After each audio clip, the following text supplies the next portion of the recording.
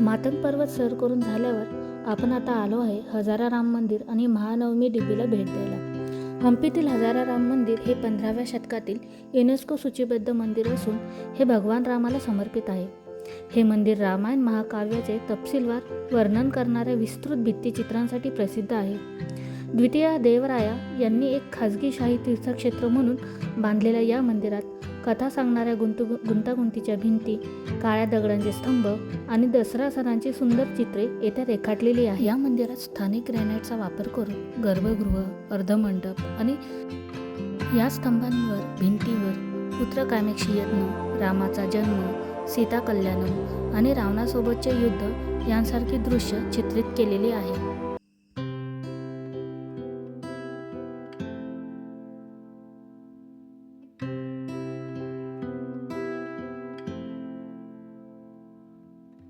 आणि अचानक आता इथे गोड गंमत आली।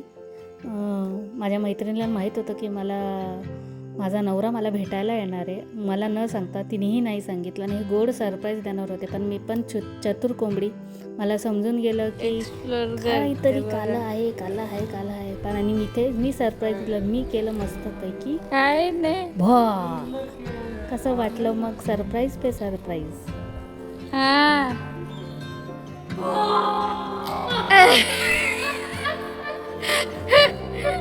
आणि ज्या ठिकाणी आपल्याला एवढे छान गोड सरप्राईज भेटले आहे ते ठिकाण आहे सभामंडप। अर्ध सभामंडप। या सभामंडपाची खासियत अशी आहे की तुम्ही वरतून बघू शकतात की छतावर पूर्णपणे असं ओपन आहे, म्हणजे जसं की ह्या सभामंडपाचा विशेष वापर नृत्य किंवा सभा घेण्यामध्ये होत असायचा, जे विशेष करून रात्री पौर्णिमेला जेव्हा पूर्ण प्रकाश पडतो चंद्राचा आणि त्या क्षणी त्या पौर्णिमेचा पूर्ण प्रकाश पडल्यानंतर या मंडपात पूर्ण एक प्रकाश होऊन जातो। या लाईटीमध्ये सभा घेण्यात किंवा नृत्य असेल किंवा काही कला सादर करायची असेल तेव्हा राजेशाही थाटामध्ये तेव्हा याचा वापर होत असायचा। आणि आता तुम्ही बघू शकताय की पुढे जे चित्र येणारे, फोटोज येणारे हे आहे सभा मंडप। त्यांच्या प्रत्येक भिंतीवर चित्र कोरलेलं आहे आणि आम्ही आमच्या प्रसंगी असे छान मेमरीज क्रिएट करून फोटोज काढून कॅप्चर केलेले आहेत। काही म्हटलं आपले एक मोमेंट असावे आणि तुम्ही बघू शकतात की किती छान छान फोटो काढलेत आम्ही। आणि मंदिरावरही तुम्ही नक्षीकाम बघू शकता, तेवढे सुरेख नक्षीकाम केलेलं आहे। ही जी पुढे कृष्णमूर्ती दिसते ती एक आम्हाला एवढी भावली की आम्हाला मोह आवरेनंतर फोटो काढायचा। एक शिलाद्वार म्हणजे पूर्ण एका दगडातच तो दरवाजा कोरलेला आहे, अर्धे इकडे अर्धे तिकडे ठेवलेला आहे, पण त्या काळी असेल तो मजबूत दरवाजा असेल। हे पूर्ण कृष्ण मंदिराचं तुम्ही चित्र पाहू शकता। पुढे आता हे आपण भेट दिली आहे महानवमी डिब्बीला। महानवमी डिब्बीची खासियत पुढे अशी आहे की विजयनगर साम्राज्याचे कृष्णदेवराय यांनी उदयगिरीवरील विजयाचा उत्सव साजरा करण्यासाठी बांधलेला हा एक भव्य साधारण 8-12 मीटर उंचीचा 3 मजली पिरॅमिड आकाराचा दगडी मंच। हा मंच विशेषतः दसरा डिबा म्हणून ओळखला जाणारा आहे।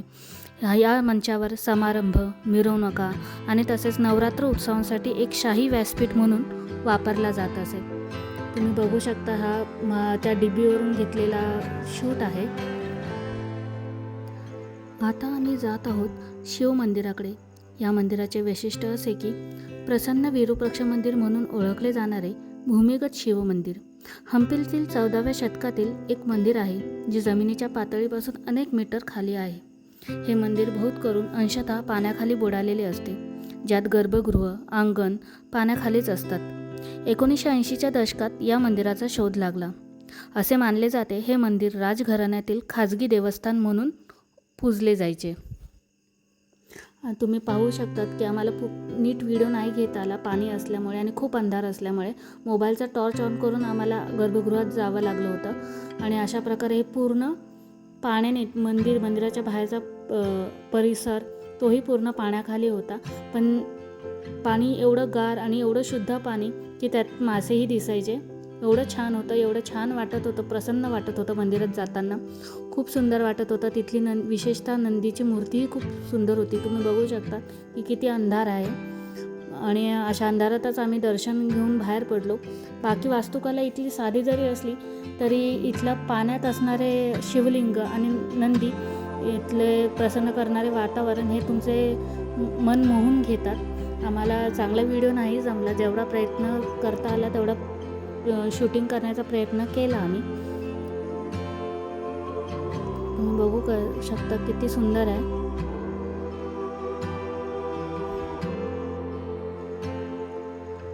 दर्शन घेऊन आम्ही बाहेर पडल्यावर समोरच बघू शकतात नंदीची मूर्ती किती सुरेख आहे. पूर्ण जो मंदिराचा परिसर आहे तो पूर्ण पाण्याखालती आहे मित्रांनो. आणि उन्हाळ्याचे दिवस असल्यामुळे आता पाण्याची पातळी कमी आहे. पण असं म्हणतात की जेव्हा पावसाळा असतो किंवा हिवाळा याच्यामध्ये पाण्याची पातळी वाढलेली असते आणि अजून पाणी वरती आलेलं असतं. तर माझ्या माहितीनुसार जेव्हा पातळी वरती असेल तेव्हा कदाचित गर्भगृहात एंट्री नसेल. आता कदाचित पाणी कमी आहे म्हणून आपल्याला एंट्री मिळते. पण खूप छान बघण्यासारखं आहे. ताजेतवाने वाटते. तुम्ही इथे याल तर विशेष करून या मंदिराला भेट द्या. माझे सगळ्यात आवडतीचं ठिकाण म्हणजे हे असेल, हंपीत आवडलेलं असेल तर हे भूमिगत शिवमंदिर आहे.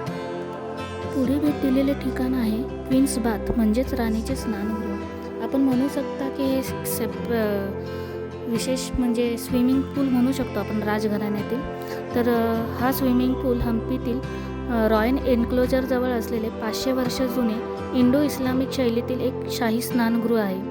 राजा अच्युतराय यांनी बांधलेले जरी असले तरी बाहेरून साधे दिसणारे 30 चौरस मीटरचे हे बांधकाम आहे. याच्या आतल्या बाजूला सुशोभित रचना असून मध्यभागी एक खोलगट कुंड आहे आणि घराण्यातील लोकांसाठी त्याच्या सभोवताली कमानी असलेले मार्ग व बाल्कनीज आहेत.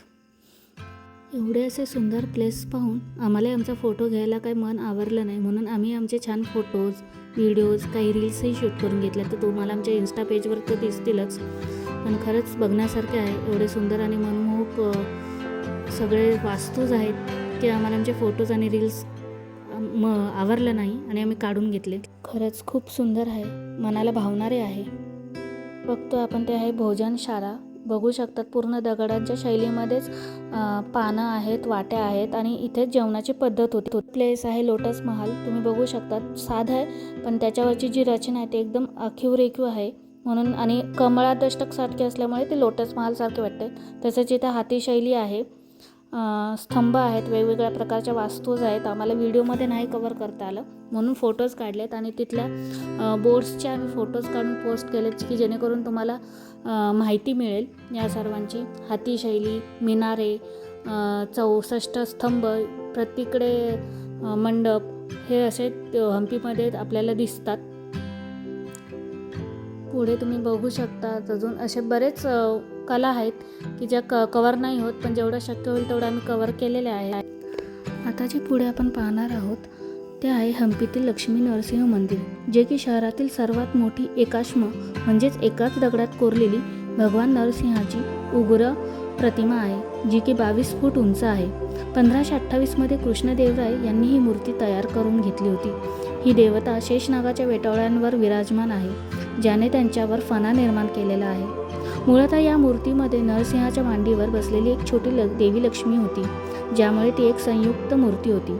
तथापि 1565मध्ये झालेल्या तालिकोटच्या युद्धानंतर आक्रमकांनी या मूर्तीचे मोठ्या प्रमाणात नुकसान केले, ज्यामुळे लक्ष्मीची मूर्ती तुटली आणि मूर्तीच्या हातांचेही नुकसान झाले. नरसिंहाचे केवळ उग्र क्रोधी रूपच शिल्लक राहिल्यामुळे या मूर्तीला अनेकदा उग्र नरसिंह म्हणून संबोधले जाते.